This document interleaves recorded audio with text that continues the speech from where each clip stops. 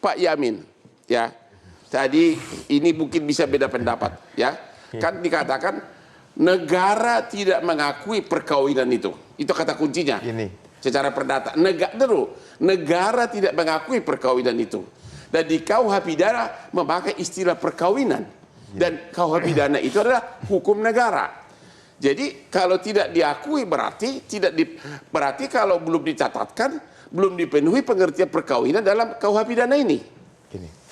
Saya mau jelaskan dulu esensi di pasal 411 dan 412. Jadi esensi di pasal 411 itu terkait dengan persetubuhan yang tidak memiliki dasar hukum, bukan suami istri atau tidak terikat perkawinan atau salah satu terikat perkawinan. Jadi mereka nggak ada alas haknya untuk bisa melakukan persetubuhan, gitu ya.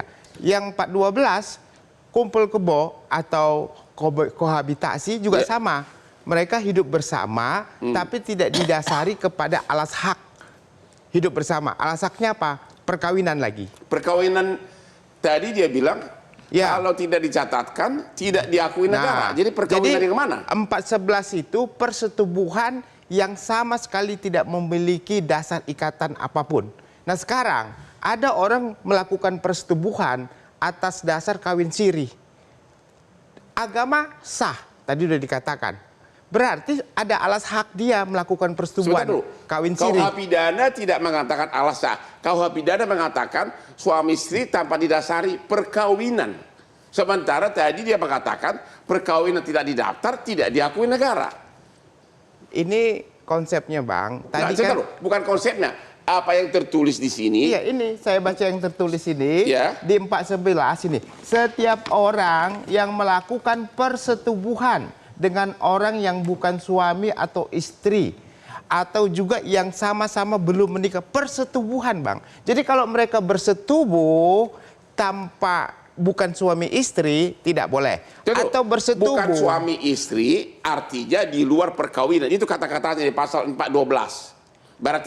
Berarti perlu ditafsirkan apa itu perkawinan. Kata kuncinya di situ. 411, 412 itu esensinya orang bersetubuh tanpa alas hak untuk diperbolehkan bersetubuh. Sebentar. Saya baca ya. Setiap orang yang hidup bersama contoh sebagai suami istri di luar perkawinan tidak ada alas hak kata-kata kalau melakukannya di luar perkawinan. Berarti kata kuncinya adalah apa itu perkawinan? Perkawinan itu yang sah didasarkan kepada agama pasal 2. Menurut Pak Beliau tadi negara tidak mengakui. Menurut ahli perdata tadi. Negara tidak mengakui karena negara punya kepentingan untuk mencatat saja. Bukan tidak mengakui perkawinannya. Dia punya kewenangan hanya mencatat.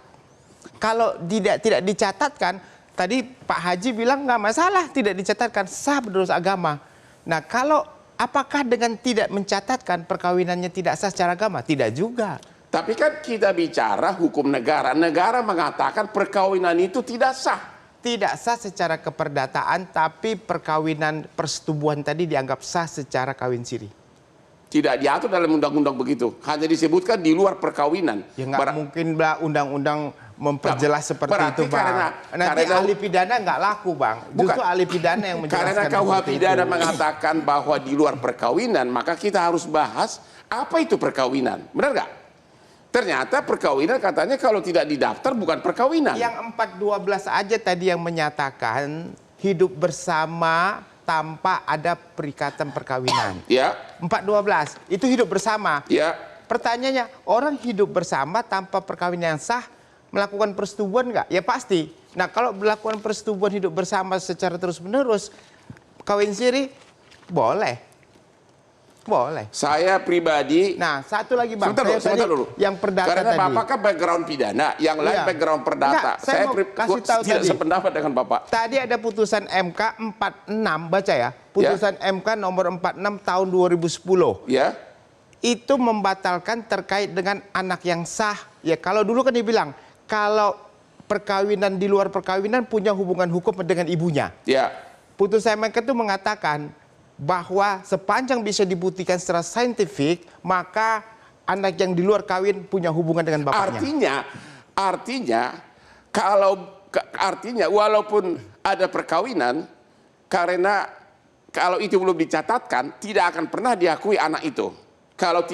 Kecuali ada DNA-nya dibuktikan. Itu bukan perkawinan dong.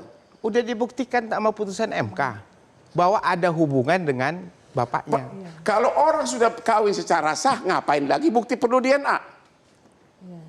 Itu terkait dengan kepentingan anak, Bang. Bukan melegitimasi tentang perkawinan yang sah, bukan. Terkait dengan maksud saya kalau anak. perkawinan sudah sah, maka otomatis demi hukum dia adalah anak bapaknya. Iya, tapi bukan suami, tetap secara bukan suami, negara, tapi bapak. Secara negara sesama beda. Agama dengan negara ini harus dibedakan, Bang. Kalau kau pidana negara atau agama? Dia ini terkait dengan substansi terkait persetubuhannya didasarkan kepada agama. Tidak diatur agama di luar perkawinan. Kita istirahat dulu deh, makan seru di perdebatan itu.